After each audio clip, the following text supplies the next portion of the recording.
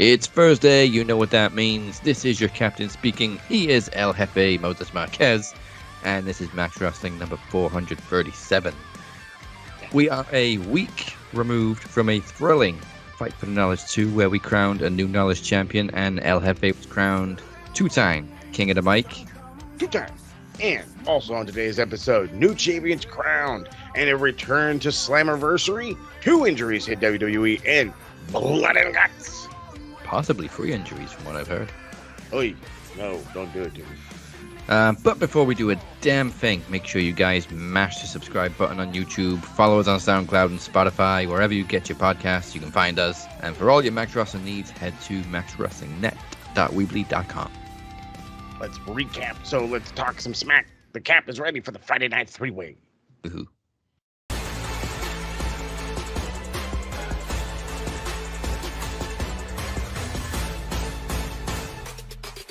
All right, so normally we'd be kicking it off with last week's Impact, which airs on a Thursday, but it airs on a Friday in the UK. But I'm going to kick it off with Slammiversary because that was this past Saturday night. Jody Threat and the Death Dolls defeated the Chantarage on the pre-show. Also on the pre-show, surprisingly, Kenny King defeated Joe Hendry to win the digital media title. I saw that. I saw the graphic and I was like, nah. I know. I've only been catching up for the past couple of weeks, but I really wanted Hendry to retain. Yeah. But it is what it is. Kenny King's been there for a hot minute, so yeah, no problem with him winning the title. Actually, looking at the results, only one champion retained the title. We'll get to that in a bit. Kushida defeated Alan Angels, Jake Something, who was the surprise entrant, Jonathan Gresham, Kevin Knight, and Mike Bailey in an Ultimate X match to earn a shot at the X Division title. As predicted, Killer Kelly and Masha Slamovich are your new Knockouts Tag Team Champions, defeating the Coven. That was pretty much cut and dry. Yeah. Probably the worst kept secret of the weekend. Eric Young made his return after leaving WWE. Apparently, he requested his release in April, and so his 90 days no compete clause cut off just in time for Slammiversary. When the fuck did Scott D'Amore learn how to work? That's what I want to know. Well, I mean, he had some experience, but he's been in a suit for a number of years now. He's over here doing fucking leg lariats and these fucking insecurities. I'm like, who the fuck are you? I like this because not last week, the week before, building up to it, he was doing an interview and he was like, I used to be a wrestler full time and I didn't really do much, but, I have some experience. I mean, hey, he fucking surprised me. But yeah, Eric Young was Scott D'Amore's mystery replacement for PCO. They defeated Bully Ray and Dina. Eric Young apparently requested his release back in April. He made it abundantly clear that Vince McMahon was still in power, so he didn't want to work for him. Nope. Fair enough. Good for you, EY. Attaboy. Leo Rush, looks like he'll be sticking around for a while, defeated Chris Sabin for the X Division title. Can't retire now. No, you got a title now, boy. Mm-hmm. Subculture, Mark Andrews and Flash Morgan Webster became the new Impact Tag Team Champions, defeating ABC, Brian Myers and Moose, and Rich Swann and Sami Callihan. I was begging for them to crown him, and they fucking did. We got a Welsh boy as a Tag Team Champion, Mark Andrews. I was gonna say, I was like, I know he's not. I know he's. I figured he was Welsh, but then again, I kind of thought Morgan Webster was too, but he looks like a Londoner. He's very posh. But that's also his gimmick, so. I'm like, bro, you. Flash Morgan Webster, he's Welsh too. Is he? Oh, okay. Shit, you're playing up the Austin he's from the valleys. He's from Bryn Mawr. Oh, so he's real well. So he's just playing up the I'm probably from London bullshit. Yeah. It's a town which is situated 1,250 feet above sea level. Jesus Christ. Which is ironic because Bryn Mawr literally translates to big hill. Yeah. I fucking love it. What else we got? Eddie Edwards defeated Frankie Kazarian, and yes, Tracy Brooks and Alicia did get physical. The only spot I haven't actually watched Slammiversary yet, but the one spot I did see, Alicia was just hanging around waiting for a spot for way too long, and then she finally turned around and Tracy just tackled her. Probably let. We haven't said many nice things about Alicia on this show, but so we'll move on. Right? Before we get into hot water. Despite the reports that this was going to be the main event, Trinity defeated Deonna Purrazzo to win the Knockouts Championship. No surprises there. Nope. And Deonna's served her purpose many a time, so I'm sure she had no problem putting over the newcomer. Oh yeah, no, for sure. She knew where the business was. She's a team player. Yeah. But the main event was, of course, for the Impact World Championship. Alex Shelley, the only champion to retain on the night, defeating Nick Aldis. And Nick Aldis is now a free agent after his brief return to Impact, rumored to be heading to WWE initially as a producer. Oh, please no. I mean, he's got a lot of time on them tires. Yeah, you know what I'm saying? He's 36 years old and no, in his prime. Not. I was hoping he was older, and then I was like, okay, well, I mean, he's probably like 40. That's why but 36. Come on. There's no way he's not getting in the ring if he goes to WWE. Oh yeah, he'll for sure get a minimum of a Cody feud, right? Yeah, or Brock. Oh God, it's got to be on his bucket list because, to my knowledge, he's never even had a tryout or anything for WWE. No, they don't like him, or they didn't. No, that's not. I don't want to say they didn't like him, but they didn't like right. him as Magnus. But he's made a name for himself in the NWA. I was like, nobody liked him as Magnus. His own wife didn't like him as Magnus, for crying out loud. Hey. How you doing? So that was Slammiversary. By the time most of you probably listened to, I don't know, some of you probably listened to it on the weekend. You'll probably already see the next Impact before this goes out. But there you go. Followed by SmackDown on Friday. Bianca Belair kicked off the show, vowing to defeat Asuka in their title match. She was, of course, interrupted by Charlotte Flair, who, of course, named herself next in line. Bianca agreed to face Charlotte at SummerSlam if she defeats Asuka, because Charlotte can just pick and choose whenever she wants to go for a title. Deep down, that's Vince McMahon in a woman's suit. I know that doesn't make physiological sense, but you know what I mean. Invasion of the Body Snatchers. This segment made me realize, too, we're seeing an awful lot of bodysuits in WWE lately.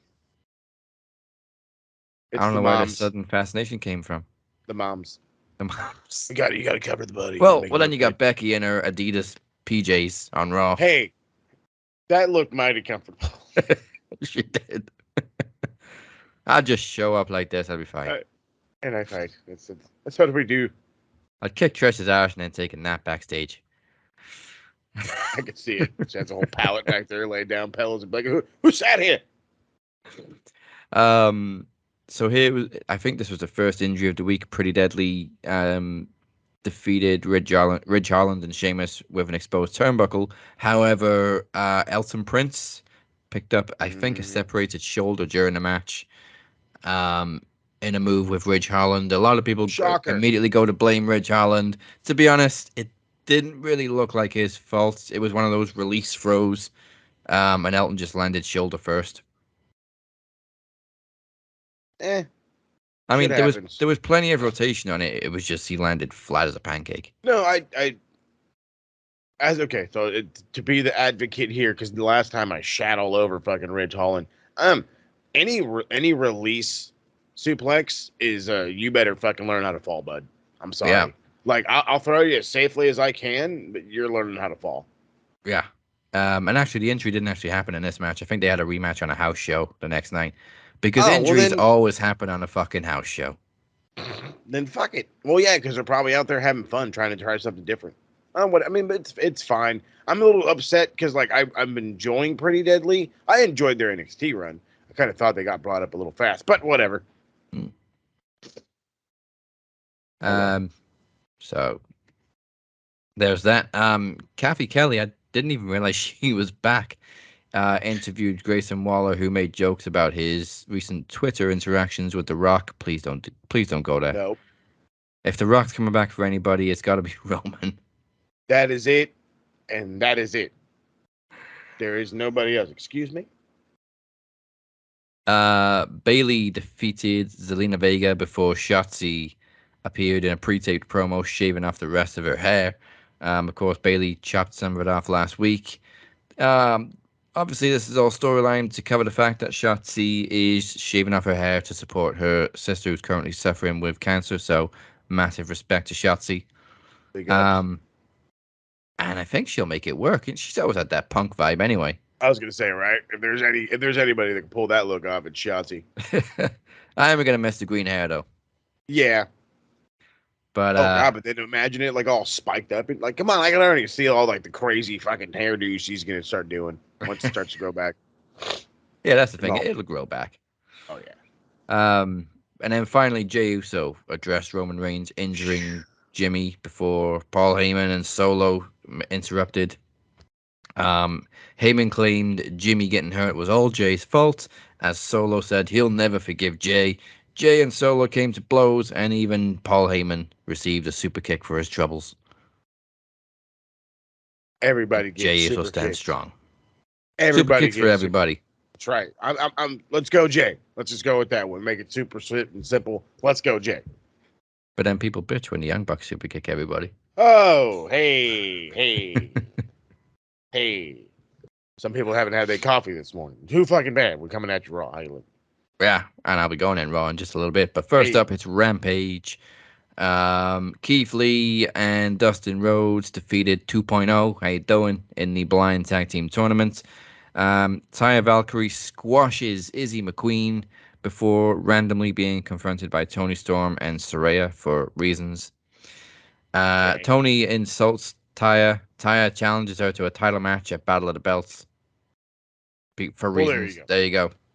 How you doing? There was no interaction whatsoever between these two before this segment, and it's just there you go. There's a women's title match. What? Like Tony, what are you doing? You're saying it, and in my head, I'm like playing what happened, and I'm like, you know what? That's kind of exactly what happened. Like there wasn't anything special. There was no previous interaction. There's been no hints. No. And now Taya's just bam, title shot. You can't even say Taya's like a top contender because she's lost to Jade twice. But there you go. I don't think I've written down Battle of the Belts, but she lost anyway.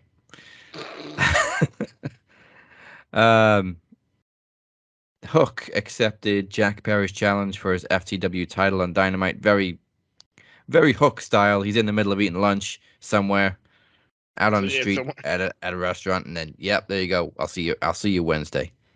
Super chill, that guy. Yeah. Lance Archer made his return to the ring. I don't know for how long he's been out. He seems to be coming and going all the time. Well, he was in Japan. All right, okay. But Jake the Snake we haven't seen for a while either. No, he had health issues and went away for a bit, and I hope he's doing better. I mean, we'd heard from him, but then that was also a while ago as well. Yeah, so. Both looked great. Lance Archer got a win, defeating Trent Beretta, and also attacked Chuck Taylor after the match. Then calls out Orange Cassidy. Orange answers the call and also accepted a challenge for his title at Battle of the Belts. And spoiler alert, Orange Cassidy retained. Nobody lost their titles at Battle of the Belts. No, sir. Shocking. And in the main event, Willow Nightingale defeated Athena in the Owen Hart tournament. She will face Ruby Soho on Collision in the final this Saturday night. No, on the Saturday after this, the next night. But I think this is Athena's first loss in months. Yeah, months. She's just been killing it in Ring of Honor every week. Squashing fools left and right, if you will. I mean, I hate saying it like that, but it's the truth. And, but yeah, no, I mean, Athena has been Athena. Lackluster, to say the least. Hoping they could do something to spin her around, but then again, she came in and Jade killed her momentum, and now Willow has all the momentum. Oh, yeah, Willow's riding a wave right now, and everybody loves her. Yes, sir. Good for her. Mm-hmm. So with that covered, now we'll get into Collision, because Saturday nights are right for fighting.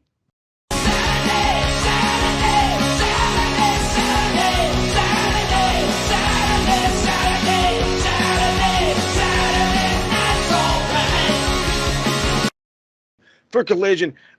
Hailed by many as the greatest tag team match of all time, FTR defended the AEW World Tag Team titles against the Bang Bang Gang in a 2 out of 3 falls match. After the match, the BCG refused to shake the hands of FTR. This was a absolute banger. The 2 out of 3 falls factor was awesome. The near falls were fantastic. I had kept saying that this was going to be really good. I had kept saying this was going to be a lot of fun and that Jay White was just going to get all the love for it. But Juice needs some motherfucking love too, man. Like, I'm not seeing enough Juice love after this one too. It's just, who can't FTR work with? You know what I'm saying?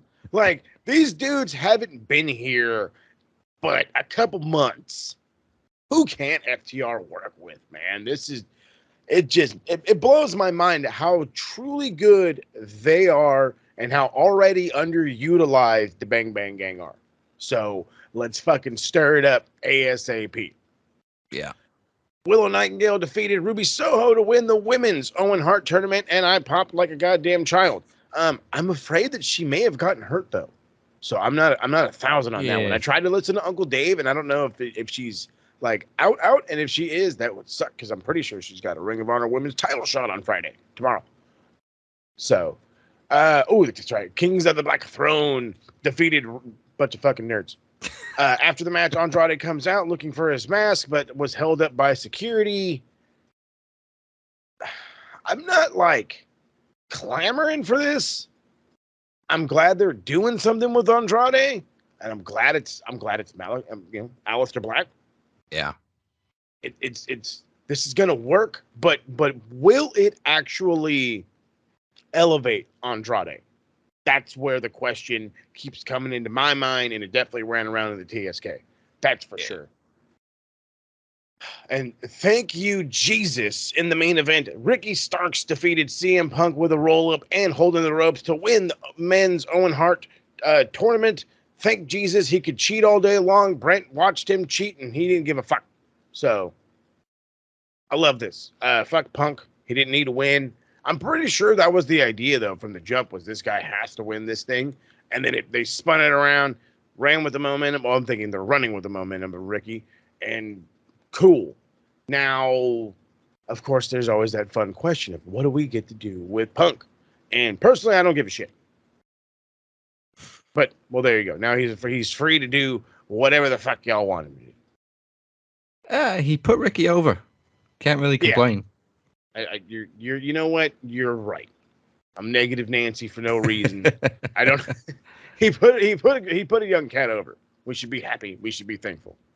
Yeah, and right from the beginning, everybody was convinced, oh, Punk's gonna win. Mm-hmm. So I'm glad they swerved us and went with a young kid, but also a possible heel turn from Ricky too. Oh, but I love it.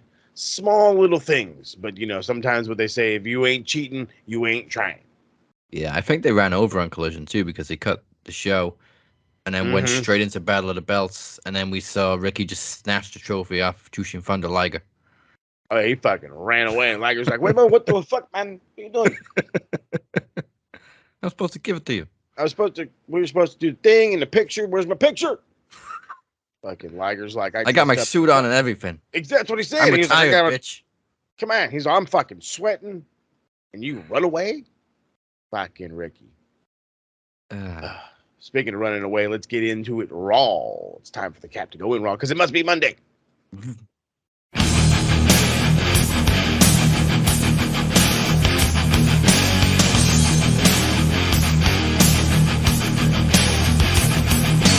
Again, actually kind of enjoyed Raw this week. Again, I watched it on replay, so there's no break, so it didn't feel like it's so much of a chore. But thank you. Again, it was very much a Judgment Day show, which I love. They're just dominating Raw right now, and NXT. And NXT. Monday opened with Cody Rhodes again calling out Brock Lesnar, but Lesnar decided to play mind games, luring in Cody to attack. Cody, you gotta be smarter than this, dude. You're following dumb as shit. Like he got closer and they played his music, and he got closer and they played his music again, and you just see a chair go all over the place. And following a vicious assault with a chair, Lesnar followed up with an F5 and a Kimura directly in front of Cody's mother, and another Kimura in the ring before finally accepting the challenge for SummerSlam. Have you never learned from like even the fucking past? You never go looking for Brock Lesnar. Right, and also you never draw attention to your relatives in the front row. Oh yeah, don't. Why would you do that? Like you're like, hey, there's my mom. And Brock's like, well, that's a target. Yep, target. If this was fucking the early 2000s, your mom probably would have got fucking choked out. Yeah, I mean, look at JBL and Eddie. Hey, whoa. So the match is now official for SummerSlam. We saw rumors a few weeks ago that they're adding a stipulation that we haven't seen for a long time, so still don't know what that's going to be. We got like 2.5 weeks to book it, so They won't do a dog collar match because they're scared. just do a dog collar match. Just do the dog collar match. Just do it. Oh, you know what? They can do the strap match. I didn't think of that one. Yeah, but not good enough. Nah, we've seen one not that long ago, really, but a dog collar match, there's never been one in WWE. Come on, make it happen. We looked up the match history a few weeks ago, and there's never been a dog collar match in WWE. Let's go make it history. With Imperium banned from ringside, Gunther soundly defeated Matt Riddle before inviting McIntyre to challenge him for the title, probably at SummerSlam. Yeah, because Gunther needs fucking backup. Are you kidding me? Well, he's going to be going face to face with Drew McIntyre next week on Raw, where they'll probably just make the match official. It felt like they were booking a lot for SummerSlam this week on Raw because there hasn't been much time between Money in the Bank and SummerSlam. This is what happens when you put SummerSlam on the first fucking weekend of August. Dumb. Well, then again, they don't want to run into the back-to-back pay-per-views. That is AEW. Yeah. Now, backstage during an interview, Rhea Ripley attacked Raquel Rodriguez, and headbutt Liv Morgan, but mostly attacked Raquel Rodriguez, seemingly injuring her previously injured knee. And then Rhea Ripley managed to teleport because Judgment Day hit the ring to assert their dominance over Raw, but were interrupted by KO and Sammy, who wound up accepting a challenge for the tag team titles. So you got both men's and women's tag team titles on the line on Raw. Hell yeah. So backstage again, against the trainer's wishes, Raquel decided to compete in the women's tag title defense, but lived to regret it as Sonya targeted the injured knee, leading to a numbers game for Liv Morgan and new women's tag team champions in Sonya Deville and Chelsea Green. I kind of don't hate it. No. But it's already annoying. I do hate the fact that they're playing hot potato with the women's tag team titles. Yeah. But Sonya and Chelsea absolutely deserve it. Not just because they've been working well together in recent months, but they do have a lot of history together. I think they were on the same Tough Enough. Well, they both came from Tough Enough. I don't know if they were in the same year, but I think they were. That sounds right, actually. Huh, I want to look that up. Huh, I'm looking it up. And if this means we get more matches where I get to hear the way Samantha Irvin says Chelsea Green, then that's great because it's kind of like one of my new favorite things about Raw. You know what? I can't say I blame you on that one.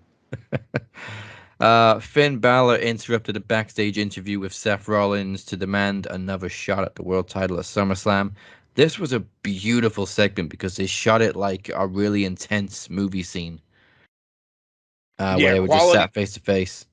Quality camera work on that one. I don't know what got into them, but keep using that one or use it again, whatever. Yeah, and also Seth Rollins just flipping that switch between joking around with Byron and then turning deadly serious. Just sold that whole segment beautifully. Should be an intense match between these two because Seth initially refused, but Balor blindsided him, and now the match is official for SummerSlam. At the same event that we had the first ever Universal title match where Balor, of course, got injured against Rollins. Oh, that's right. Yep. So we're going full circle. God. With a longboat attached to the ring, the Viking Raiders defeated Chad Gable and Otis in a Viking rules match. Literally a no DQ match, but you got a longboat attached to the freaking ring, and there's shields attached to the ropes out of that. I'm like, what in the Vince McFuckery? But it was actually a good match. Vikings. Um, Because yeah, Vikings. as much Vikings as you can think of. All the Vikings. But it was actually a really good match, and it also involved Maxine Dupree getting her jacket back from last week before being speared through a table by Valhalla. Oh, well. Yeah. Shayna Baszler squashed Nikki Cross by submission in under 30 seconds before Ronda Rousey appeared up in the stands, calling out Baszler and challenged her to a match at SummerSlam. Um, I don't like Again, Ronda babyface. no, and her mic work still needs a little bit of work, but it's just awkward when Ronda speaks. I'm still in the minority that like Ronda Rousey, but I can admit her promo game isn't the best, and this just felt awkward and a little bit forced. Yes, the forced part for sure. But I mean, the match is official now, and it may or may not be Ronda's last match in WWE. But we're getting Shayna Rousey at SummerSlam. Okay. I mean, we've been expecting the singles for a minute, but all right, I'll do SummerSlam. It's big five. Yeah. On Miss TV, here comes Becky and her BJs. Wasted no time in calling out Trish and Zoe. It was actually really great. Just yelling at Miz. I know how your stupid show works. I know you got Trish coming out.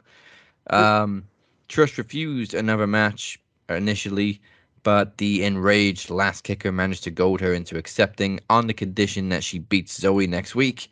And also, I think if she loses, she has to get "Thank you, Trish" tattooed on her chest.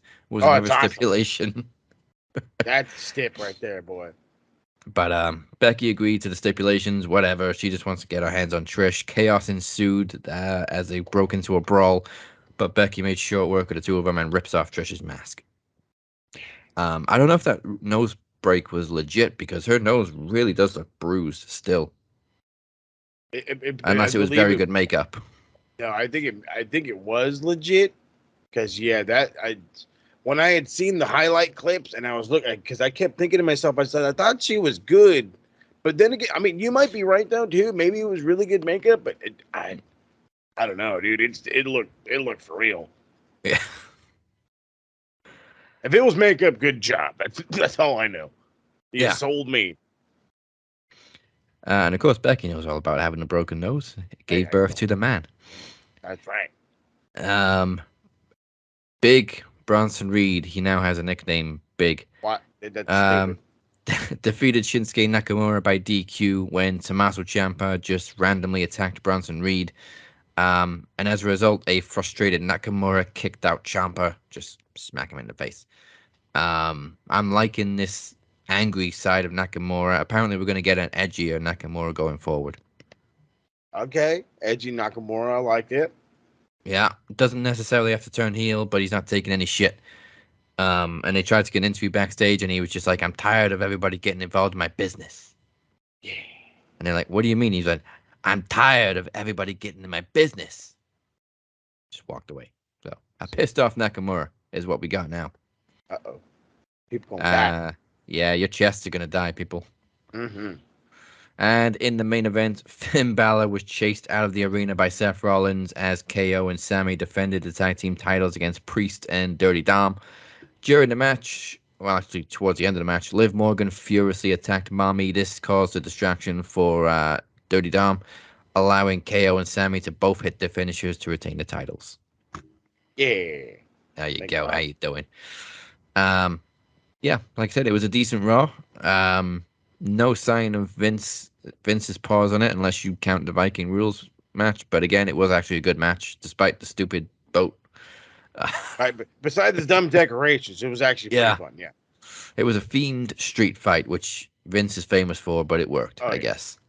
Oh yeah, when they work, we don't mind them. I don't really like criticizing new people, but I gotta say Maxine Dupree's overacting gets to me at times too. I think that's the point, but I don't like it. Yeah. Does that make sense to everybody? Yeah, it makes sense. It's like when we get pissed off at a heel for being a heel. We know he's a heel, and we know we're supposed to not like him, but damn it, you're a prick.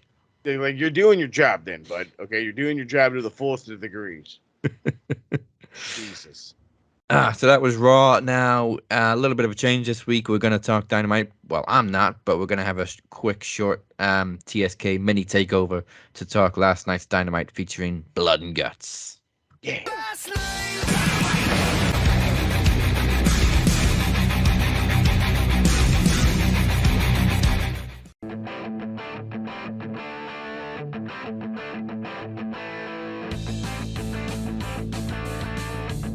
What it do, what it is, how y'all living? Welcome to another edition of Kicking It with the TSK. This is the TSK in its fullest of form. It's DC, it's Rob, it's Harold, it's your man, Host Mo. How y'all doing this evening? And Harold's gone, just like that.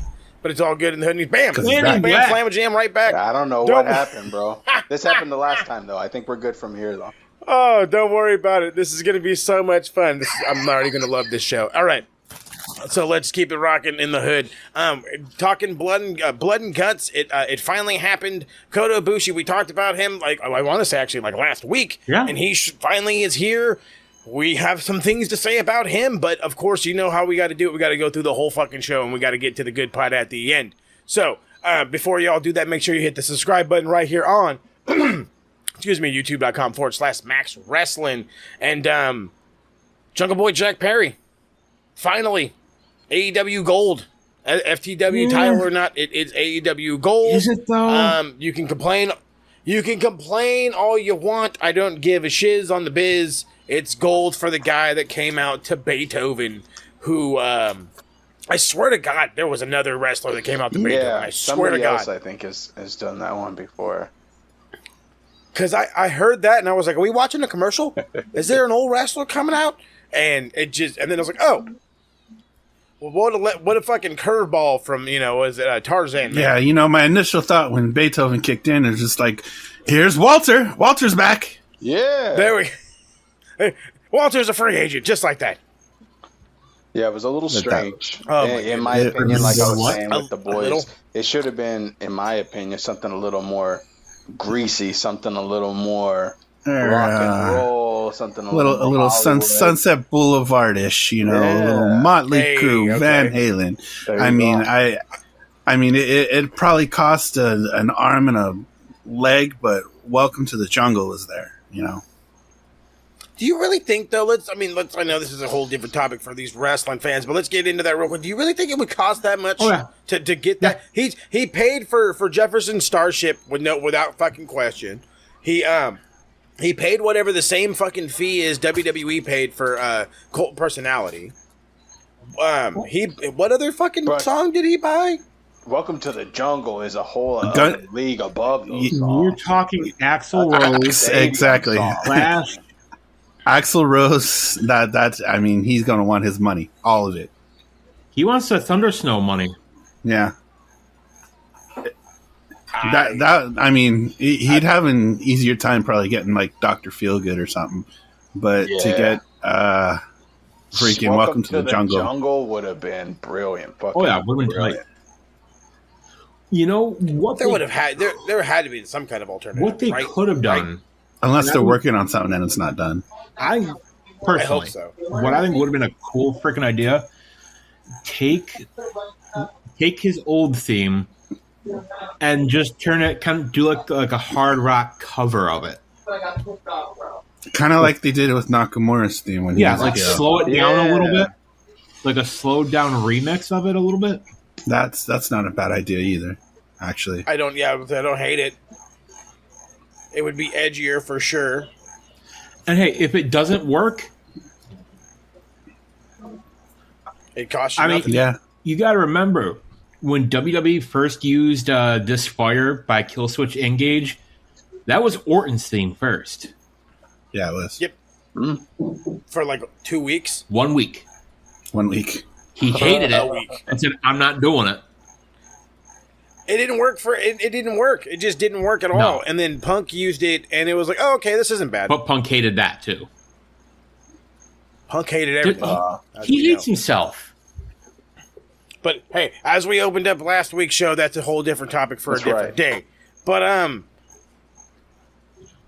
So here's, I know we could be like, oh cool, well where does Jungle Boy go from here? Fuck that shit. Where does Hook go from here? Is his change been unleashed? Does Hook finally go after a fucking an Orange Cassidy? Does he put on bangers like an Orange Cassidy? Does he get to wrestle on a regular more or is he going away? Well, his whole idea was he was going to be an attraction. That's why we don't see him very much.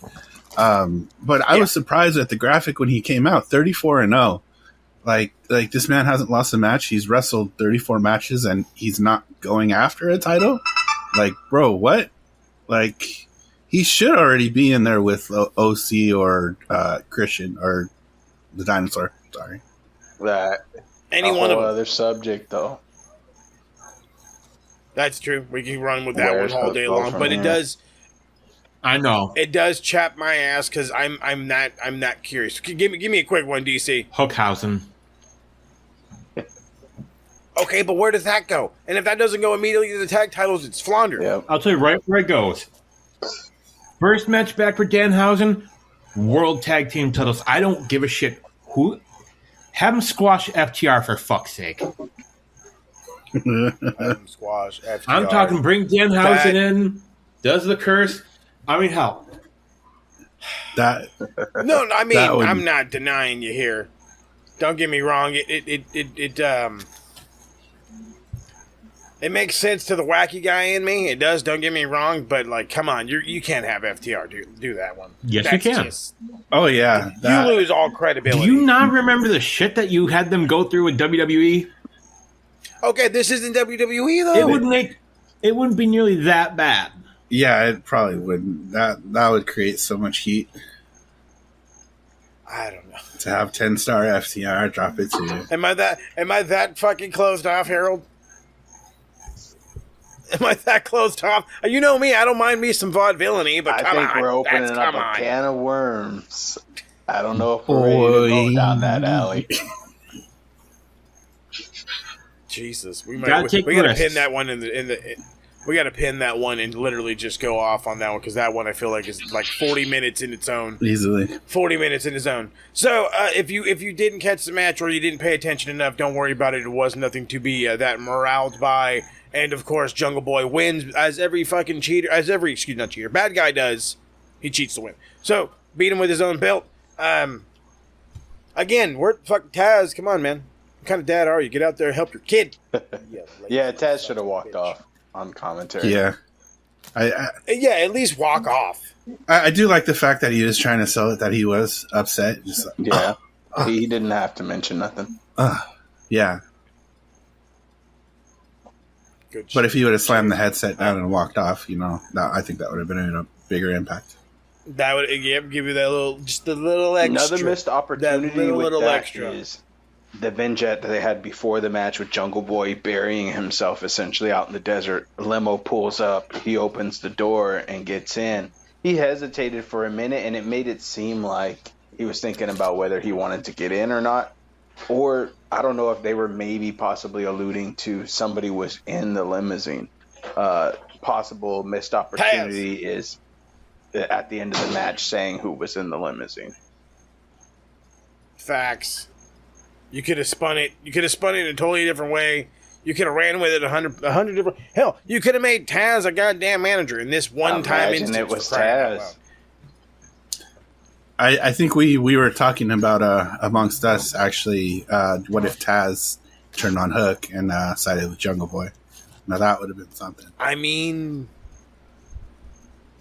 it's one of these things again where it's new, it's fresh, it sounds so good. Why not give it a shot? But then again, we're not TK, and that is what it is on that one.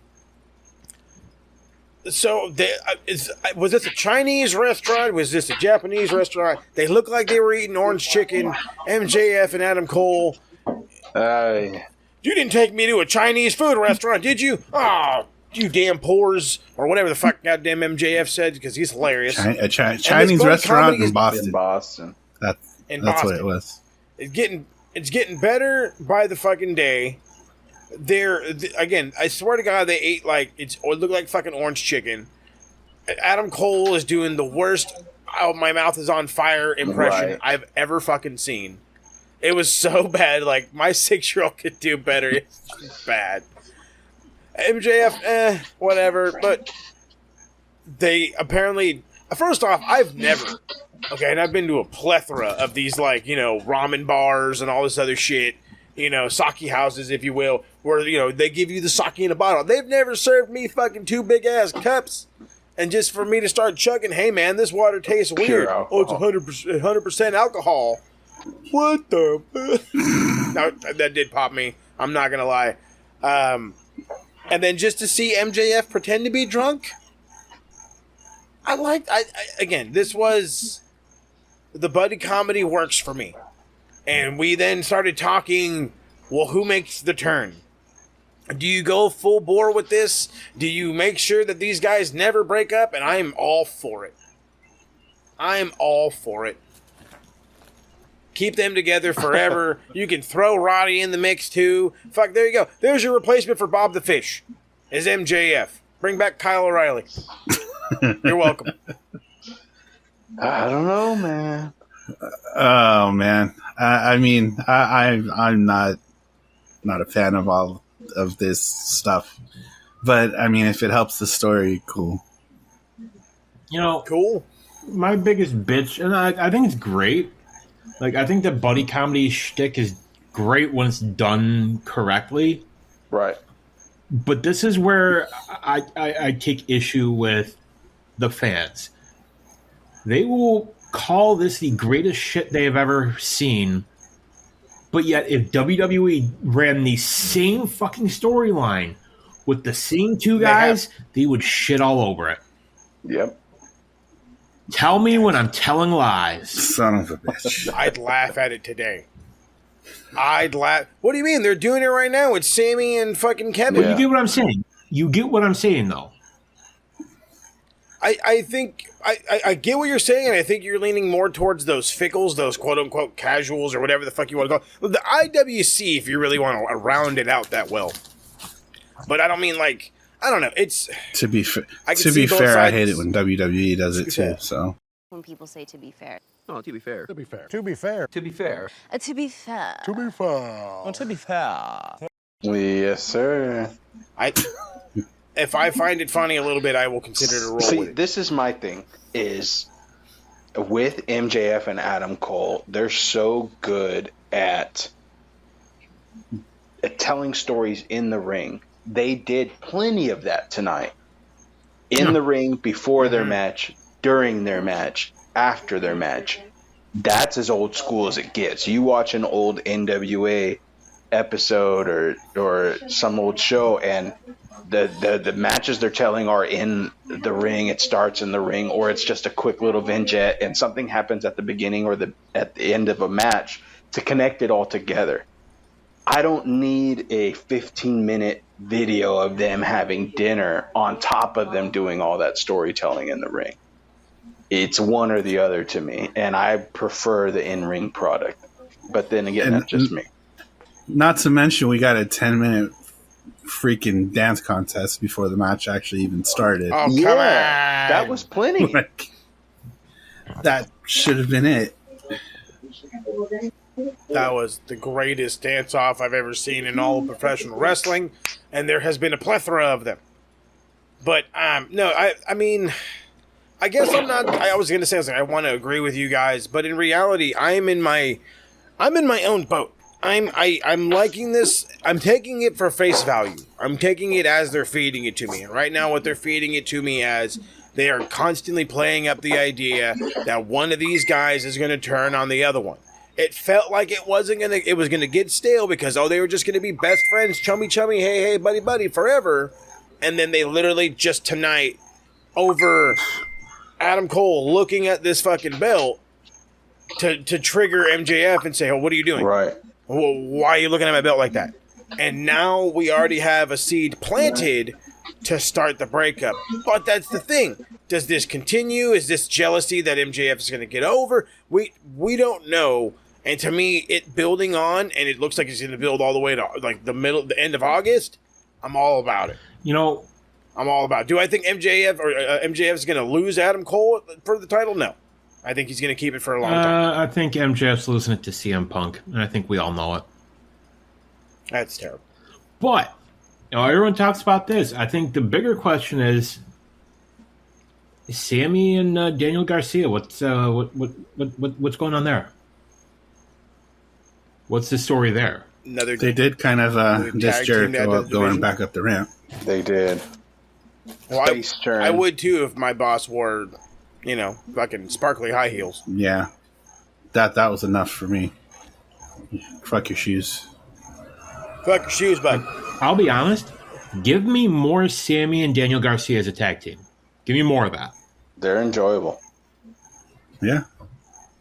Yeah, I won't disagree with that one. I like them. Pelvic thrusts all day long. All day. I'm down for it. All day long. All day, son. Yeah, Sammy is the high flyer. You got Daniel Garcia, who's more your technical side. It just works. That's great. That's fantastic. But why the hell is Sammy Spanish and not have a fucking goddamn like a rhythmic bone in his body? Not at all. Well, you got to remember. Do you see who his wife is on top of that? He probably grew up in North Texas. He is so queso blanco. He's that a boy. That's a perfect way to No, put that. no, Man. He's Kraft Singles American cheese. He straight up is. So I want to branch off real quick. So we obviously know that it's going to be FTR, MJF, and Adam Cole for the tag titles. They had a face-off. Dax kind of came at it with a little extra mustard. Is there some real heat? People really not like MJF? I saw that. Well, I figured Tag that in the headline because hopefully we can start some drama with this. If this is a real thing, we called it first. It looked a little bit heated, like a little extra heated. Like I don't know. MJF is the kind of guy that I could say like FTR's in the ring, MJF under his breath saying something like "calm down, guy" or something like that, and that setting Dax off, something like that, just a little bit. Because you gotta remember, MJF was involved with that whole That's right. brawl out. He wasn't involved, The but tussle. he was a witness. He told his side of the story, and from what I understand, his side of the story kind of corroborated with the elite side. So there could be some heat from that. Well, it actually goes back even further than that. When people would ask Dax about MJF and their time in the Pinnacle, Dax wouldn't say anything because, I think, not verbatim, but his quote was like, I don't really want to talk about said person because what I have to say is going to get me in trouble. Oh, wow.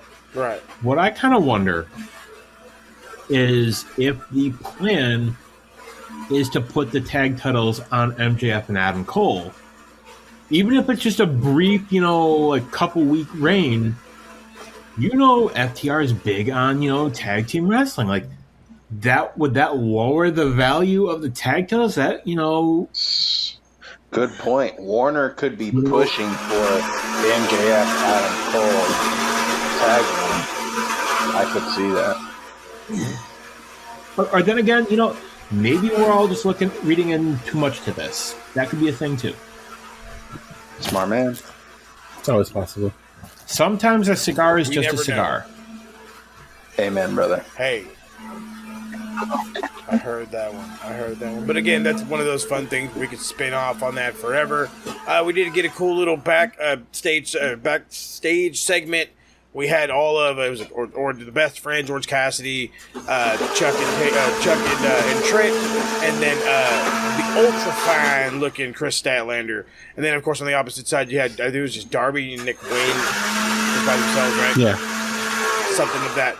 So, and it just, I don't know what exactly they were leading on about, but it ends up leading to, looks like AR Fox is going to get a shot at Orange Cassidy and the International Championship. I'm all for it. And just exactly, somebody that's seen AR Fox, mainly in Lucha Underground for the most part, this would be hella fun. Hella fun. So we'll see how that one goes. I don't know when exactly we're going to get it, but and dude, I want to say maybe next week, maybe the following week, knowing them, maybe he might bust it out on Collision all of a sudden. But whenever it happens, I'm waiting for it. But to get to the fun part, and that is the Golden Elite against the Blackpool Combat Club with Pac and Takeshita, technically. It was good. Fun. It was probably the best Blood and Guts match so far in AEW. But there are definitely some things we can nitpick, and that is putting it lightly. So what went right? What I went have wrong? to get this off. Okay, let's talk about what went right. The Right team won. Mox literally running out there with a goddamn fork. That was perfect. Nobody but Mox could run out there with a fucking fork. Was awesome. Nail bed was awesome. Right team won. The nail bed, hitting all the nails on the head. Ba-doom, ba-dow. But no, I'm 1,000 with that one. The right team won. As much as I am just so fucking sketched out about that goddamn nail bed, you're right. It worked beautifully to perfection. It wasn't overdone. Wasn't overused. I love you.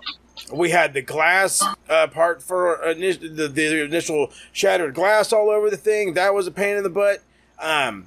Everybody had glass on their back for a while. We had fucking Matt Jackson throwing down thumbtacks from on top of the fucking cage like a complete asshole just for them to do a spot in them.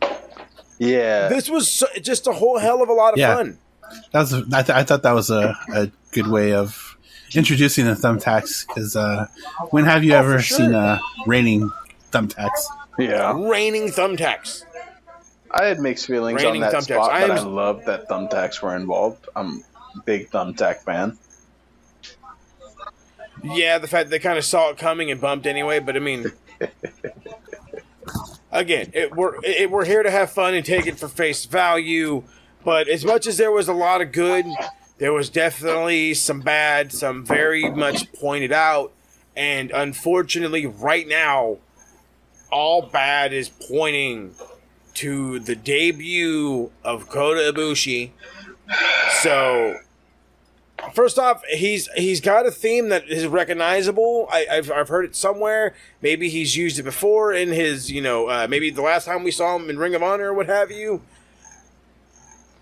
But for those that don't know, he's been away. I want to say since I want to say he was out a little past a year. Is that right, Rob? Yeah, that's about right. When he had tore, I want to say he tore his shoulder up at Wrestle Kingdom.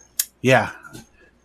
It was a match against Okada, the Phoenix Splash, the one where he there was no water in the pool. He just landed fresh on that shoulder.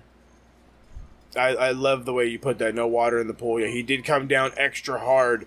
And it was at the point where he had gotten 9-10 months after the injury had happened, and the most he could lift with that arm was about 10 pounds. Jeez. And we're now at the point where he's been in rehab, he's been able to work out, gain something, but he was in no way, shape, or form in the shape and or the form of the Kota Ibushi we're used to.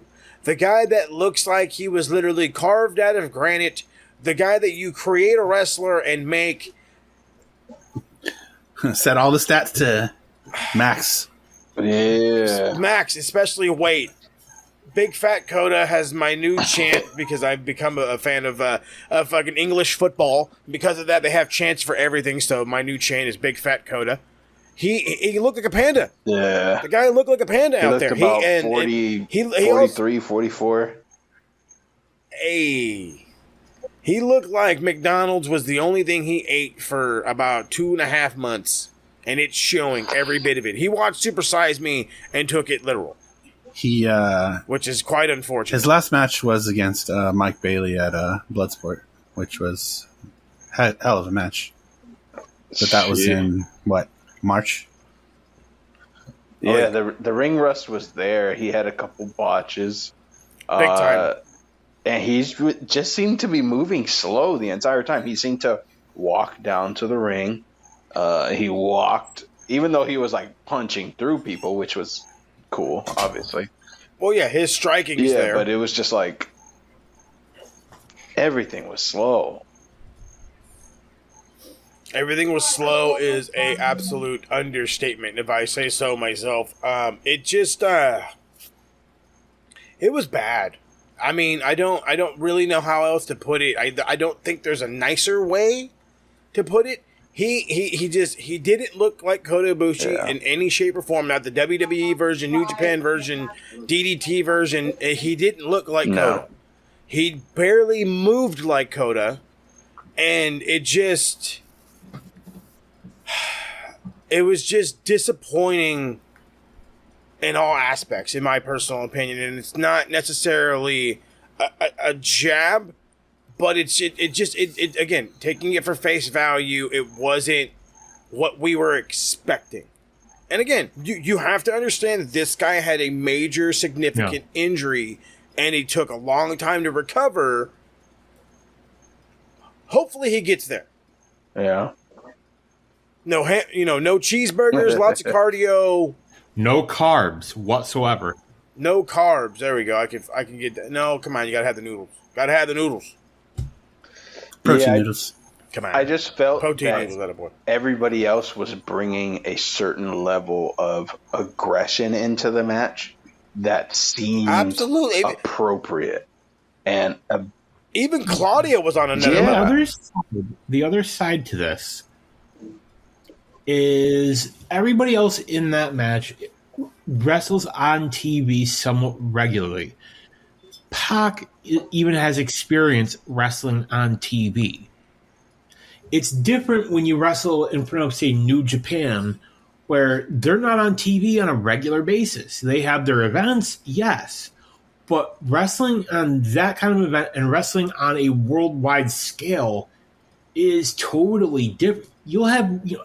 Fair. You have international wrestlers have even said, Nakamura even said it in an interview. He said it's different from when you wrestle in front of, on a New Japan show to when you are wrestling regularly in front of a television crowd. Absolutely. You have to look. It was Will Ospreay even said it. He said it's totally different. He said it takes adjustment. I can completely agree with that. I don't think he had an issue feeding the crowd. I think he just had an issue just moving. Yeah, it was just a sluggish thing. I'm not. That's it. It's not. And I can't. And I'm not. And I have to emphasize. I've done. Yes, I did the big fat Kota joke. And yeah, I know I was ripping on him, and that was the whole point of this whole thing. But the fact of the matter is to look at it as the total aspect. For a guy who's out of shape, he punched and kicked the shit out of everyone. Oh, yeah. And his striking looked top fucking notch. Granted, we didn't see him high flying, we didn't see him doing anything ultra crazy, but that's what leads me into my next question, or where we kind of should go after this. All In and All Out are within 5 to 6 weeks from now. Obviously, Kota's got plenty of time to get in shape. We talked about it last week about how he can have an impact on this company moving forward. What do you use Kota? I want different answers from all three of you, because this is how we're going to make this work. I want different answers. How would you use Kota Ibushi as an attraction in Wembley, and then how would you use him 1 week later in All Out? Harold, I want to start with you. Oh no, there you go, Rob. Take it. Let's get him a singles match at All In. I think the easiest route would to go with Takeshita, and then a week later, we can do like a Golden Lovers reunion, since they'll be in Chicago. They can wrestle fucking FTR. Okay. That's just a quick one. Harold, any different? Quick one off the top of my head. Off the schnoggin. I'm thinking Golden Lovers tag match for sure. I'm thinking Golden Lovers tag match for Wembley. I'm thinking it's going to be Pac and Takeshita versus Golden Lovers. It's not bad. Follow up to that, I think, is whatever the fallout is going to be to that match. So I think I'm going to shadow Rob. I think the fallout to that, Takeshita and Ibushi are going to build a beef. And then Omega and Pac are going to have a rematch. So somehow that's going to... Those matches are going to pepper in for those 2 weeks. That's what I call. I like that. DC, Well- any different? Give me something. Give me something off the wall. Alien abductions. I'm Something. going 2 tag matches. I'm going to say Okay, that's a little different. All In's first, right? Yeah. Yes, sir. So I'm going to say All In, pending on what happens with the tag titles, say MJF and Adam Cole win it. Then I would say All In, you have MJF and Adam Cole versus the Golden Lovers. I would have Golden Lovers win it. Following week, we get Golden Lovers versus FTR. And then you would have FTR go over. FTR then becomes the first team to win it 3 times. I don't hate that. I do feel like it's a tad rushed, and I have to say that to be completely frank. But again, I don't hate it. And then again, in my opinion, personal opinion, you can crown FTR 500 times in 2 weeks, and I wouldn't be mad.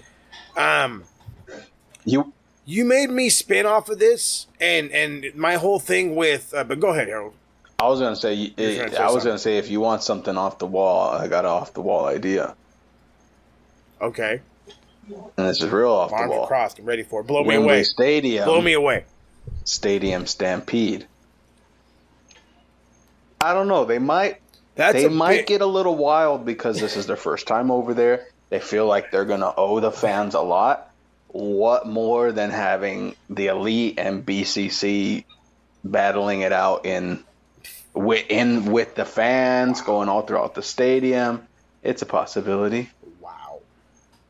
I'm blown away right now because I know I was boring the shit out of you guys, Nicola and I, whereas we were on our football rant because English football is getting ready to start up. But to think about that, that's gigantic. And because the reason why I say that is you have to think, because I'm thinking about just how big Wembley is. It's fucking massive. It's not only does it fit 80,000 plus people, it's the biggest soccer pitch in the world. It's the biggest soccer pitch in the world. So they said it's like 2. They say it's like 2 NFL stadiums. I forget which NFL stadium. They're probably like Arizona or something. One of the smaller ones. So it's fucking massive. Okay, it's massive. So imagine what kind of stuff you can get away with. I like that a lot, though. But I do want to keep spinning on it. And the way that I'm going to do this is kind of like how they would do Forbidden Door. If they had an opportunity to do a multi-man match, now I don't want to say like now is a good time because in reality I'm just throwing in the Golden Levers for the sake of throwing them in, but. If that's the case where was it? I think when is their tag match anyway? Is that at All In for the tag titles? No, that's next. MJF and FTR next Saturday. Dynamite, next week. Oh no, Next, next week, week, isn't it? Next Saturday. Oh, okay. Next Saturday. Okay. So then perfect. Okay, so the next Saturday, and then you could build 3 weeks off that. So yeah, have MJF and Adam Cole win. They will have a rematch at Wembley, but because of that, during that time have Kota pin MJF or something, or have Kota pin Adam Cole. Set up something so you make it a triple threat. So then it's FTR, the Golden Lovers, and MJF and Adam Cole for the tag belts. There's your big attraction 3-way at Wembley. Or, and I'm going to spin this like this because this is how I normally want to do it, or you allow Kota to contact one of his many friends in Japan, whether it be somebody from New Japan, from All Japan, from DDT, wherever, and you invite him in to put on a banger. Somebody that can work your style without you, even while you're out of shape. Somebody that can carry the shit out of you. Hell, maybe that's when we get Kenny and Kota just for the fuck of it. Just for the fuck of it. And then the following one and All Out, then you can do your fun tag match. Golden Lovers, FTR. Golden Lovers versus the Bucks. That's not one we're talking about. If we're thinking about just fun matches that want to draw attention and draw stars, Golden Lovers versus the Bucks was one of the best. It's one of the highest rated tag matches ever. By I don't. If you really I don't want know if there's enough time to build to that, to what's worthy of telling that story again. If they were to try to emulate that, I don't know if there's enough time for it, but that would be amazing. We can do that like for Double or Nothing or something. We got plenty of time for that. See, But then I guess that's where I want to finish this whole thing. Because, again, yes, I know the match involved the BCC, and we know that Takeshita walked off, and we know that Pac walked off, and the Elite took the victory. But the story revolves around Kota.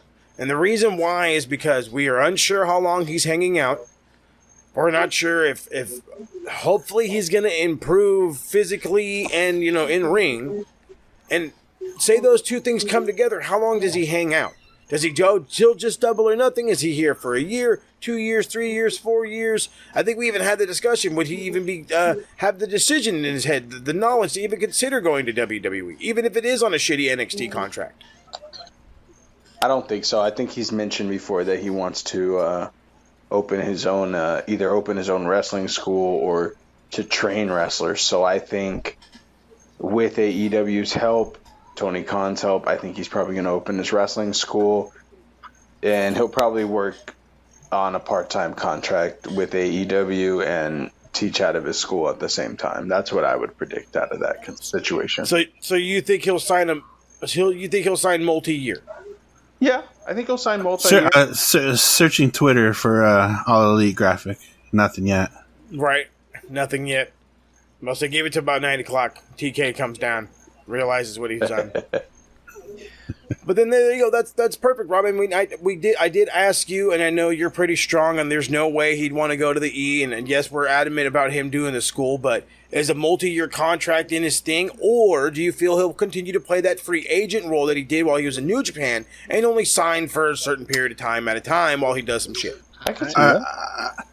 I think AEW presents him with the most lucrative deal because, I mean, he can make the same money if he went to WWE, but he'll have more of his time available to him. Like, he can do the school, he can go to DDT, he can go to New Japan, which he said he's open to doing. He still has all those options available to him. If he were to go to WWE, he wouldn't necessarily have those options. Amen. What I'm going to make the point where we all kind of mark this that this is not the Kota Ibushi that we're used to. And Triple H was watching this. He was. He was not impressed. If I was going to say, you think Paul Levesque? There's one other person. Paul Levesque is going to sign Big Fat Kota. There is one other person who was watching this. The other Khan. But he's got nothing. He's not a wrestler. What we call a stupid. But no, what I'm saying is, if he's watching this, if Triple H tells him, "Watch this Kota Ibushi guy. We had him at NXT." If he sees that, he's a dollars and cents guy. He's going to think, am I going to give him the big money contract? Which, I'm going to say, if Kota is at that point where he's saying, hey, I want to make my money while I can, I'm going to say smart money says stay in AEW, whatever they offer him. Mm-hmm. He may not get that big money offer from WWE. There's no All Elite graphic yet, so yeah, you're right. Maybe in a little bit or tomorrow morning or something. Well, again, we'll have to figure it out. But for right now, we know he's hanging out. He'll be there for at least All Out and probably All In, and then hopefully All Out. Maybe even as far as double or nothing. But Kota's here, and maybe he'll drop some weight. I keep playing on it. Well, somebody's gonna give me shit, or we're gonna get famous off of just calling him Big Fat Kota. You gotta realize, like, he's now in America. Like, our food's not healthy here. Yeah. Oh no! Maybe he's been out here that long, and that's why. Did he find the tacos? I was thinking over the weekend That's he hit up In-N-Out. He hit up the pizza. Living. He said he's living. He hit up Fat Guys Burgers and Fries. The whole nine and then some. Oh, lordy lord. All right, well, that's Blood and Guts, and we'll come back to y'all in probably a couple of weeks. I know we still want to keep thinking about doing the Wembley thing, the all-in fantasy booking. We'll get to that at some point. Maybe when things start to look a little bit more concrete, we'll get into it. Like I've always said, if we don't predict it, we will, of course, review it, so do look out for that. But before we get on out of here, let's hit the lovely plugs. Harold, you were hitting up another taco shop. Please tell me they had the lengua, and how was it? Bro, We hit up Leo's Tacos directly after the Hollywood Bowl, right off of Sunset. It was fantastic. Shout out to my boy Elmer for giving us the tip on that. The pastor is what you want to go for. This is the pastor you hear about. This is the pastor you dream of. Check out the Too Sweet dream, clip on YouTube if you like Los Angeles food reviews. Oh, the Heineken's hitting. Orange County food reviews. Right. Events. Check us out. Too Sweet Click Adventures. Damn right. All right, Rob, the 100 riffs, 100 days, it's going down. It keeps going down. You're getting more likes as we keep rocking. I'm loving every single one of them. What else you got coming out for us? We are getting some views on this. We'll have a day 80 posted pretty soon. Working on some online guitar lessons. So if you're interested in playing guitar, keep an eye on my socials. Linktree/hey it's Rob. All the YouTube, the Instagram, the Facebook, the TikTok, it's all there. Come hit me up. Come say hey.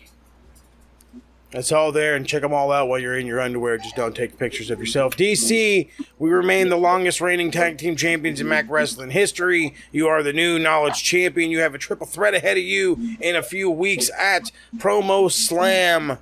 How you feeling? Cool as a cucumber, this guy. I don't even know who I got. If you will. Who do I got?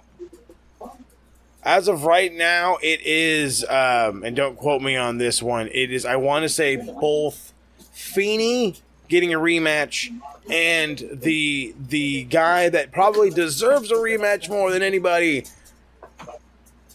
Beer. How many opportunities has he had now? First off, that's not the point. The point is Beer has his voice back, and I am all behind him. I have a funny feeling you're going to beat him without issue. Beer, hey, well, you know what it is. So he's coming. He's coming. He's coming.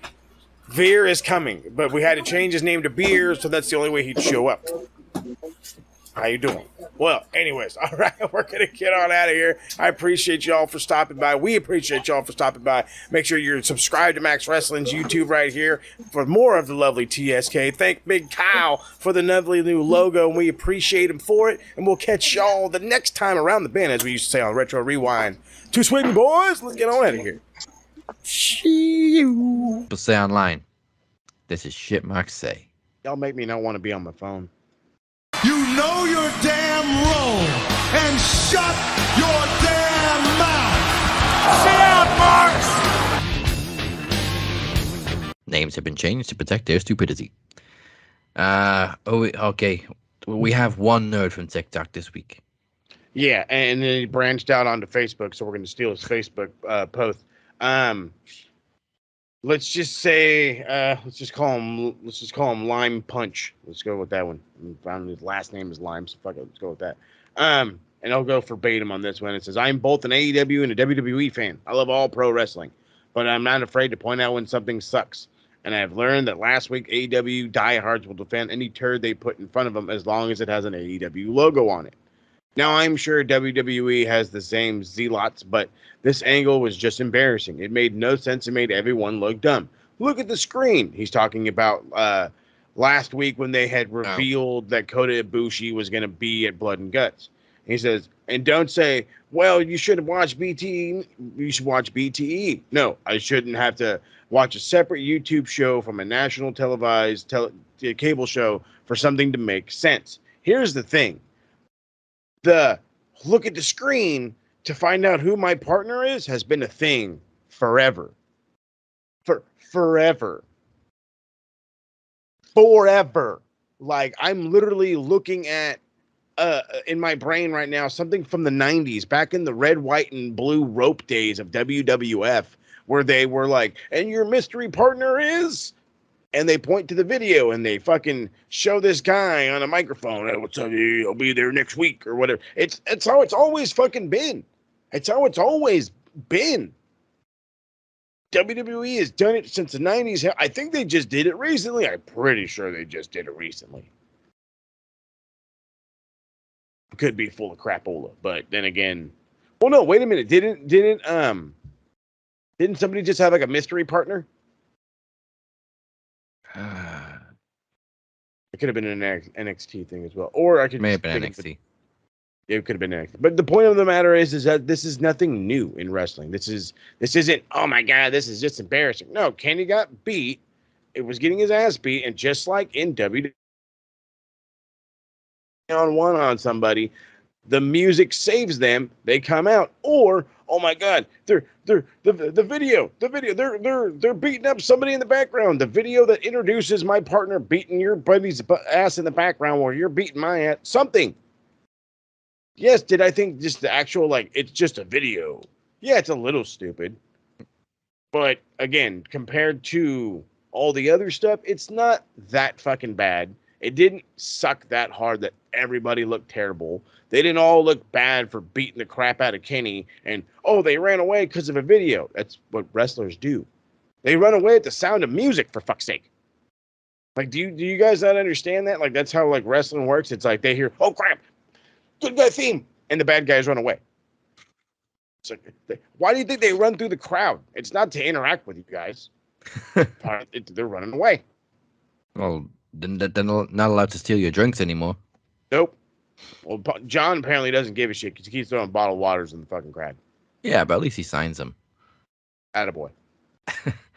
All right, I'm going to apologize for the first one because it seems to be a Bolts fan. Oh. Oh, jeez Louise.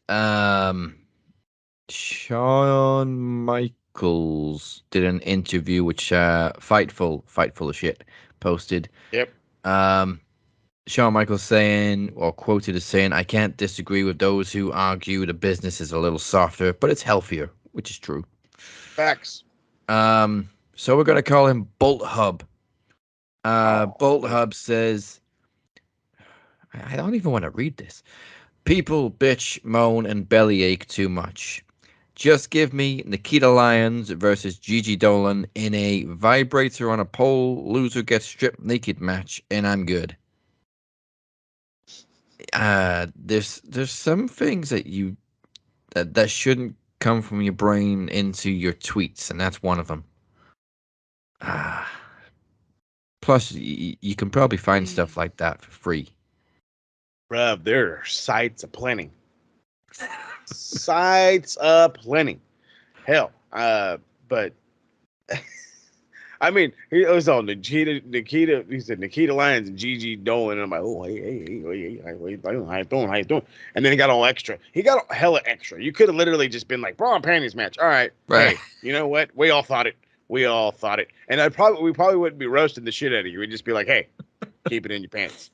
But you went the extra 2 miles. Not 1 mile, 2 miles. A fucking vibrator on a pole match, butt naked.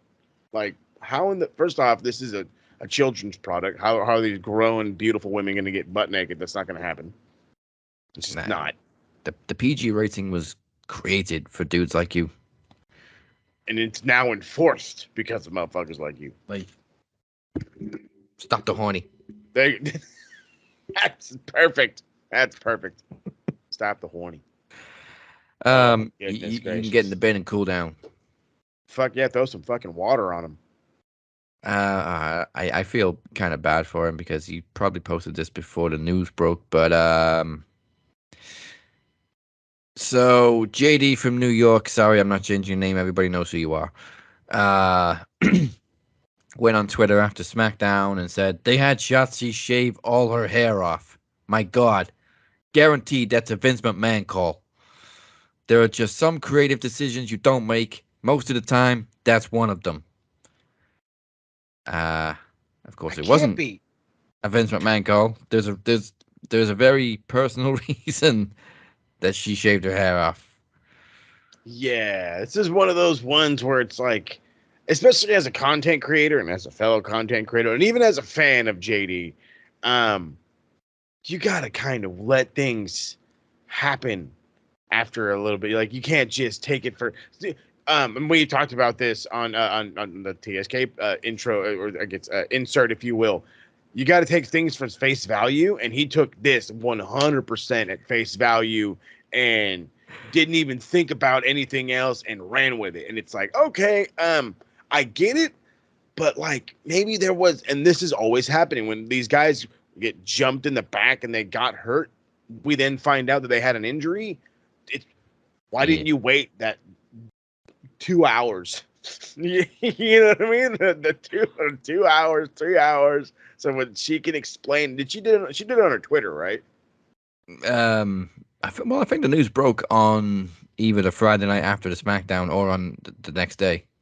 That's right, something like that. And and then she had mentioned that she's doing it for her sister. And again, that makes you like, oh, that makes perfect sense. That makes perfect sense. But in hindsight, again, face value, oh shit, I'm the same way.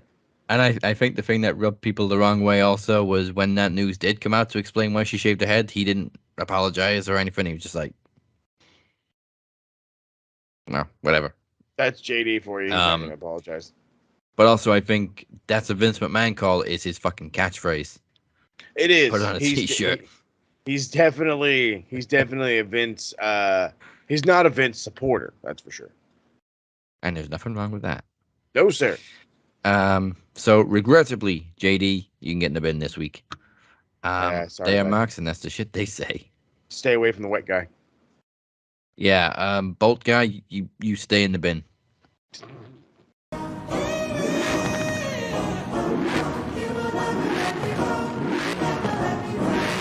Let's go. Time to grind. Get inside your mind. Yeah, we working overtime. That's the only way to climb. We gon' make it in our prime. Signing on the dotted line. Cashing checks left and right. That's the way I'm living life. I feel alive when I got a goal in sight. Chip away, I gotta fight. Ain't nobody else in sight. Man, oh yeah!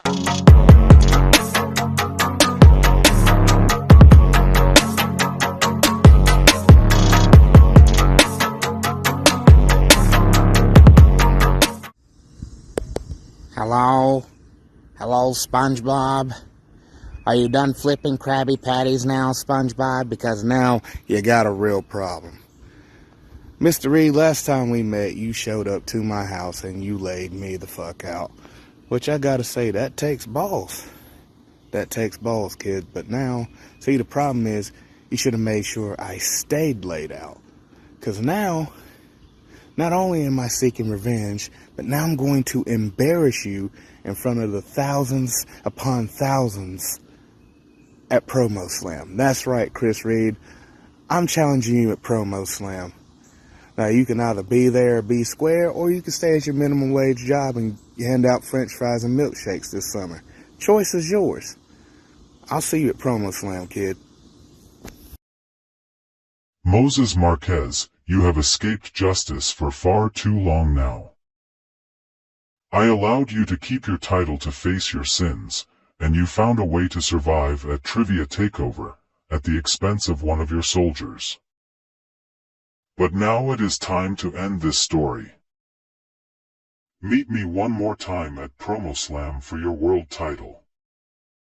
Except this time, if I lose, I promise to unmask and all your questions will be answered. But if you lose, then your world will be mine.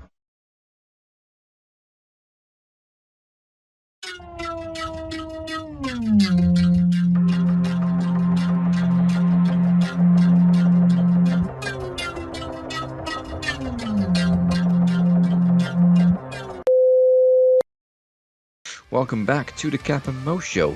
Once again, drop us a like, a sub, a follow. You can do it all, and go to maxwrestlingnet.weebly.com to learn more. Right, to become Shit Mark Say, Geeks and Best Story of the Week, and this week in wrestling history.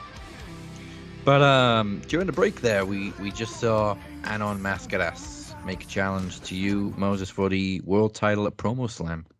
This guy doesn't go away. He's somebody that I brought back, and then Trav brought back, and then so I don't know what the fuck it is, and I don't give a shit what it is anymore. I'm what they say in the biz, over it. And if we got to go toe to toe to finish this because we need to, then so be it. If Promo Slam is the game in town, then that's where we're going to be. But because, and just because, he's under the wing. You know what I'm saying? He's MDO. He's brand new. He doesn't have to accept it. I will accept it for him. If Cypher wants a piece of the young cat, if Cypher wants a piece of the dude that took him out with ease, then you got it, bud. Got it. But hey. Remember what you asking for. All right, then. I get there's 2 matches confirmed for Promo Slam. Car's looking good. All right. Up next. We didn't do one last week. I don't think there was anything worthy of being in the segment last week, but yeah, there was also a lot going on. It's time for the 2nd edition of our newest segment. Tell me, I did not just see that. Tell me I did not just see that. I'm sorry, I forgot what I was saying.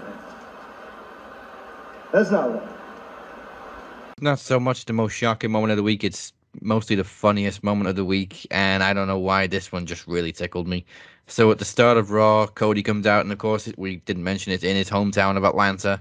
Whether that made a difference, I don't know, to this little bit. But Cody did his thing of giving his weight belt to somebody in the crowd. He gives it to this kid, and I'm assuming it was the kid's mother. She lost her damn mind and was just whooping. I think I replayed it like 4 times. Because it was just like one continuous tone. It was I've never seen so much excitement at a wrestling show. Let me just go with that one. And the best thing was you could see Cody just crack up at the noise she was making. Oh fuck yeah. So he was broken. That's my funniest moment of the week. Hell yeah, I love it. I'm surprised you didn't go with what is known as the greatest dance-off that ever happened in all of professional wrestling. I've already been like loving Danny Garcia more for the stupid dance, mainly because guys like Heel Kevin and other motherfuckers on TikTok absolutely fucking hate it. I fucking love it. Sammy has no rhythm for a Hispanic, and I feel bad for our people, but it's fine. It's whatever.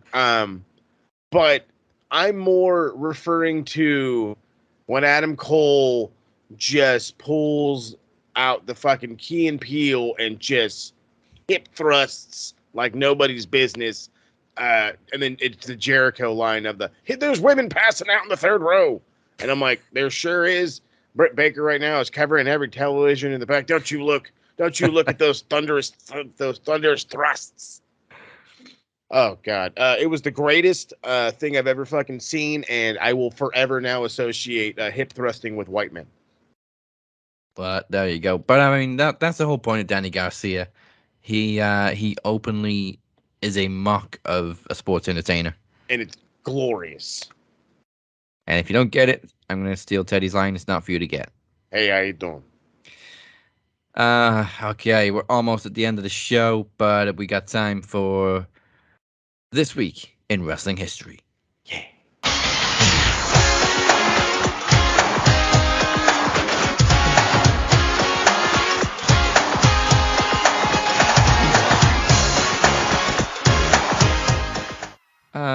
Some decent history up and down WWE and WCW this week. July 14th, 1997, after Shawn Michaels was suspended for a backstage brawl with Bret Hart, a tournament was held to crown new WWE Tag Team Champions, which was won by Dude Love and Michaels' original partner, Stone Cold Steve Austin, who defeated British Bulldog and Owen Hart on Raw. This was also the WWE debut of Dude Love, as he appeared halfway through a 2-on-1 match to team with Austin. I'm coming to help you, Austin, baby. Just the level of confusion on Austin's face. It's so good. But this was the WWE debut of Dude Love, but he'd been in ECW before, and of course, he was Dude Love in, if you know Mick Foley's history, the famous home video of him jumping off the roof. That's Dude Love. But they addressed it on commentary. I can't remember who was on with Jim Ross. I think it was Michael Cole. No, it may have been Vince, actually. Who said, JR, you know who this is, right? And JR was like, that's the guy jumped off the roof. Oh, yeah. Cool. Love it. Personally, my favorite of all of the 3 personalities of Mick Foley was Dude Love. Dude Love was very unique. You're telling me, bud. You're fucking telling me. But yeah, they were an unlikely team, unlikely champions, but the titles were again vacated when Austin, of course, suffered his legit neck injury at SummerSlam. All bad. July 14th, 2011, pre-taped the week before, Sting defeated Mr. Anderson on Impact to win his 4th and final TNA World Championship. Also on July 14th in 2019, Shinsuke Nakamura won the Intercontinental title for the first time in WWE, defeating Finn Balor on the Extreme Rules Kickoff show. I can't believe this was on the Kickoff show, but that was 2019 for you. Right. Nakamura would later usher in the current version of the IC title during this reign, which very much looked like it was made for Nakamura. Big time. I don't think anyone's quite rocked that title design like Nakamura did. I mean, I know Gunther's killing it, but I was gonna say it still looks out of place. Yeah, the old school IC title would look great on Gunther. Oh yeah, he'd fucking. But put a black strap on it because you know him, he's classic. Oh, that thing would be beautiful built. Also at Extreme Rules in the main event, Seth Rollins and Becky Lynch defended both their titles in a winner-takes-all match against Baron Corbin and Lacey Evans before Brock Lesnar cashed in his Money in the Bank and defeated Rollins in 17 seconds to win the Universal title. That's Brock, baby. July 17th, 1994, in his in-ring WCW debut, Hulk Hogan defeated Ric Flair to win the WCW World title at Bash at the Beach. All of Hogan's history seems to be at Bash at the Beach. His favorite pay-per-view. He's back home in Florida, that's why. Yeah, and it was like one of their biggest pay-per-views. But Hogan went on to hold the title for 469 days. Damn. And also on the card, Steve Austin defeated Ricky Steamboat to retain the United States title. People don't know, baby. Go back to 94. And this was before Austin's neck injury. He could do a lot more back then too. Oh, yes, he did. Yes, he did. But we don't know how to market that. Oy, fucking guy was $1 million. Bischoff. He was $1 million. Yeah, Bischoff. One of Bischoff's biggest flops. Was you had Stone Cold Steve Austin. You had Steve Austin, the entity that is Steve Austin, in the palm of your hand. And you're like, nah, fuck that guy. That's got to be one of Bischoff's biggest regrets ever in life is firing Steve Austin, because look what he became. How you doing? July 17th, 2011, CM Punk's contract was due to come to an end. He defeated John Cena at Money in the Bank in a classic in Chicago to win and leave with the WWE title. Reality blurred with storylines as Punk was legitimately at the end of his contract and renewed it on the day of the pay-per-view. Although in storyline, he didn't sign a new contract till 2 weeks later when he returned to confront John Cena. They said that they actually had to sign like an extension, like a 24-hour extension, just so he could actually sign the contract on this date. And it was like, oh, wow, that's crazy. Peak Punk. Everybody loved Punk at this time. Let me say, when people actually loved him when he wasn't being a prick. But he was being a prick. That was the funny thing about it. Yes. You know what he was the heel in this storyline. But everybody hated Cena so much, and it was in Chicago, so obviously it was all about Punk. I mean, I'll admit this was around the time I got back into WWE because of the shit Punk was doing. July 18th, 1993, Ric Flair defeated Barry Windham at Beach Blast to win the NWA World title. Technically for the 13th time, if you listen to WWE, the 9th time. The ever complicated history of Ric Flair's NWA title reigns. They don't count house shows.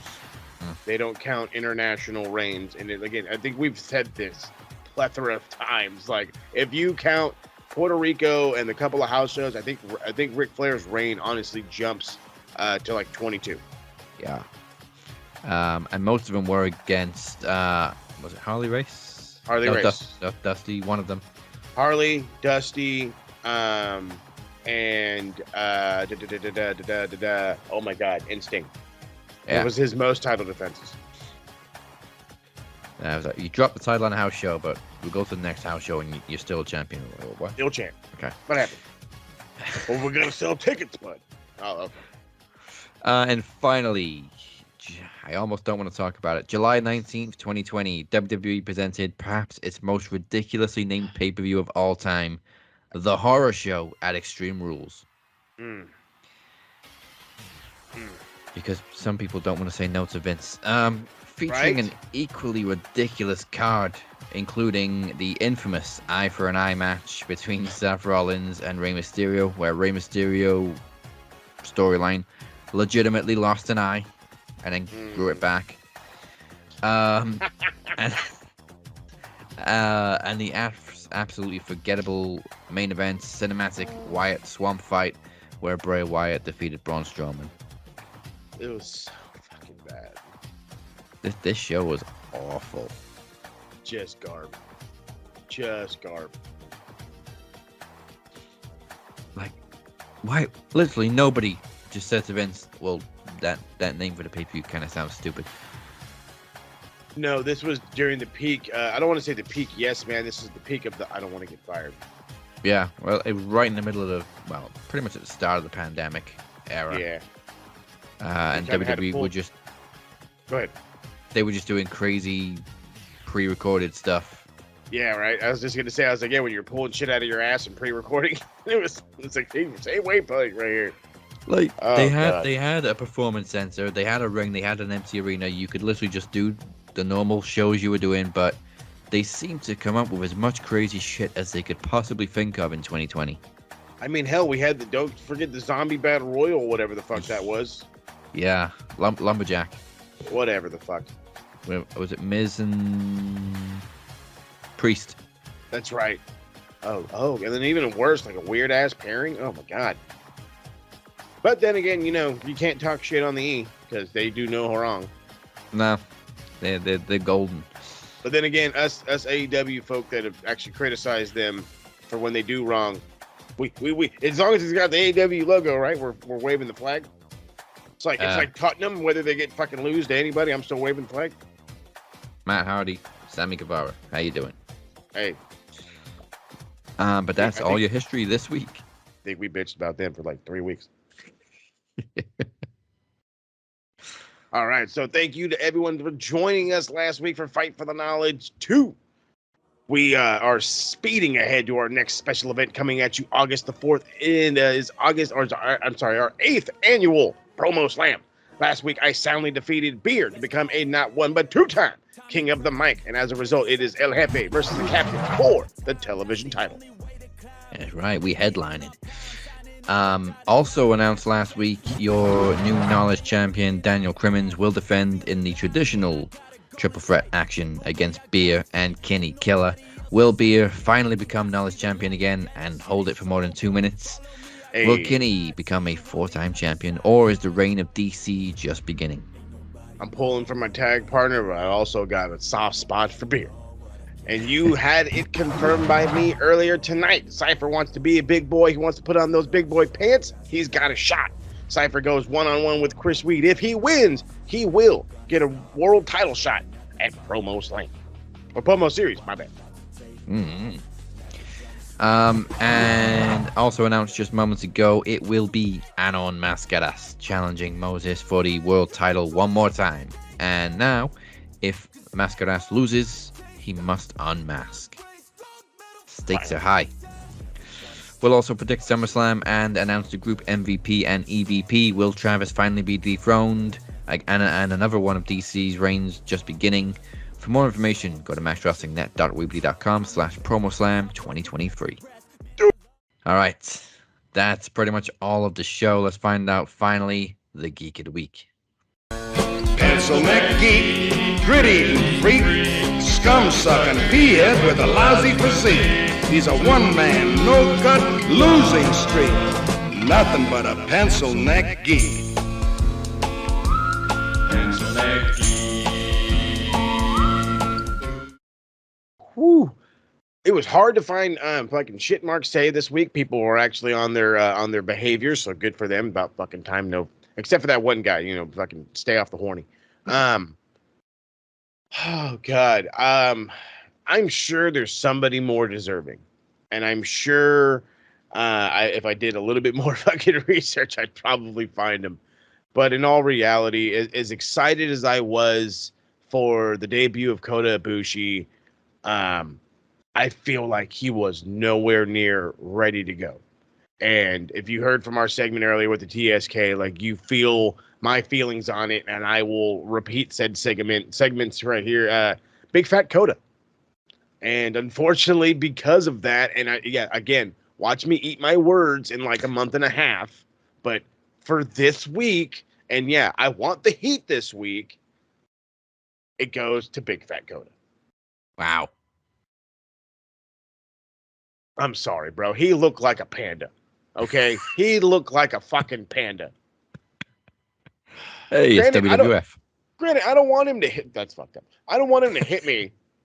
But like, that just, I get it. You're 41. You had a significant soldier injury where like you couldn't lift for a while, but you had a match back in May against Speedball Mike Bailey. You've had 2+ months to get in better shape, and you're living the American dream, baby. Leave McDonald's alone.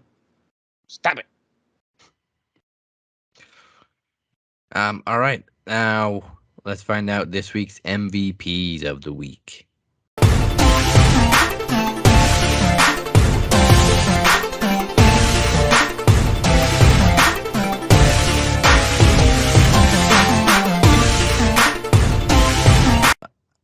I was going to give it to 2 people this week, but I've changed my mind, and I'm actually going to give it to 4 people this week. Hey. MVPs, we changed it last week to the most entertaining person of the week, not necessarily the best wrestler of the week, but this week it's the 4 best wrestlers of the week. MVPs are FTR, and Bullet Club Gold, Bang Bang Gang, Jay White, Juice Robinson.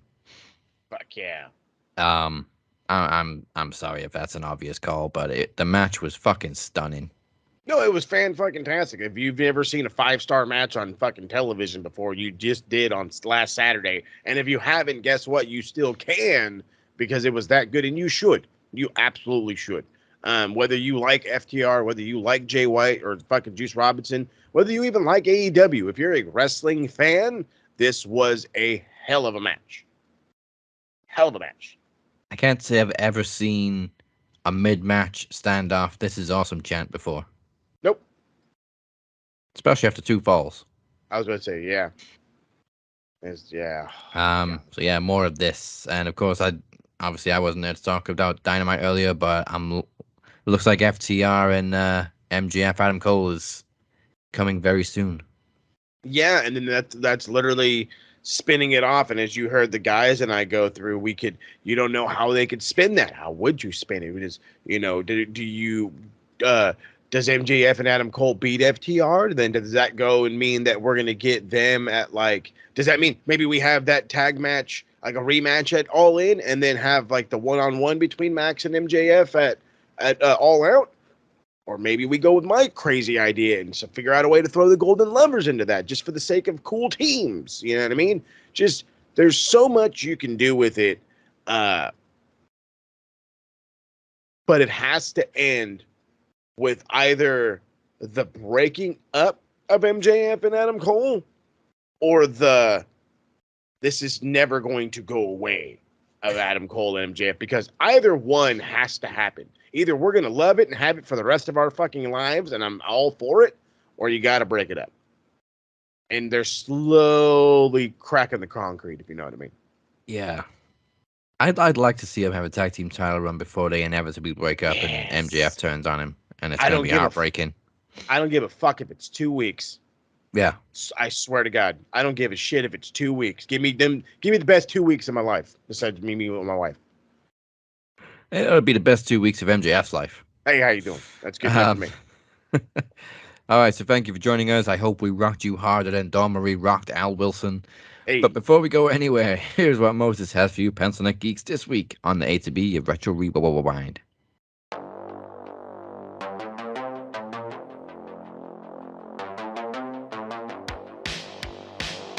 That's right. So what we were supposed to do is we were supposed to drop Blood and Guts kind of at its own, but you know what? We're more than happy to jump on and help out Max, as you've seen from past previous TSK takeovers, and we're more than willing to help do it again when the time comes. But as far as that, more TSK stuff is on the way. We're still aiming towards building a Wembley card for sure. Review from the All In and All Out are going to be coming. So not simultaneous, but back-to-back episodes, week-to-week episodes, if you will drop for us towards the end of October as a guarantee. Other than that, Retro is in a way of being reformatted and is being redone. A official drop date will drop as soon as I figure out how much easier these notes are going to be. But Retro is coming back. So get ready and excited for that. It's going to be a quickened, shorter version. Normally, the show would go almost like an hour and a half. We're cutting it down to 45 minutes. It's going to be rough. It's going to be tough. It's going to be funny. I don't know if I'm going to be able to contain myself because that's normally how it goes. But it is what it is. And, of course, the only way y'all can make sure and find out how that's going is by checking out all the lovely socials. And you can do so on the evil Twitter machine at Max Wrestling UK, at the Captain 512, and at SMR Podnet. And, of course, the brand new, beautifully done website, which gets better each and every fucking week, maxwrestling.weebly.com. And do not forget to hit the subscribe button, follow button, Twitter, Instagram, Facebook, TikTok, and, of course, here on YouTube. You already know the goal. We're pushing towards 1,000. Get it to your friends. Do it now because we're trying to get there, and we need your help. Damn right. And a little bit of a delay, but one more piece of history. On this day in 2007, the Great Khali won the World Heavyweight title when he won a 20-man battle royal. And I only mention it because it's just hit 217 million views on YouTube. That's beautiful. That's beautiful. Khali is still famous as shit. Maybe just in India, but that's okay. That's the thing. Indian wrestling fans will spam the shit out of YouTube and whatever else. They just like everything. It's great. That's why we're so popular in India. We love it. Thank you, India. With that said, join us next week for the last stop before Promo Slam. I think the card's pretty much full now. It's stacked. And we'll see what happens next week as we get 1 week away from it. And it's also going to be like the go home to the go home show for SummerSlam. Yep. But you've been watching the Cap and Mo and a special appearance by the TSK. Goodbye and good night. Finally unmasked you, you a bastard. Oh, Mike, I won.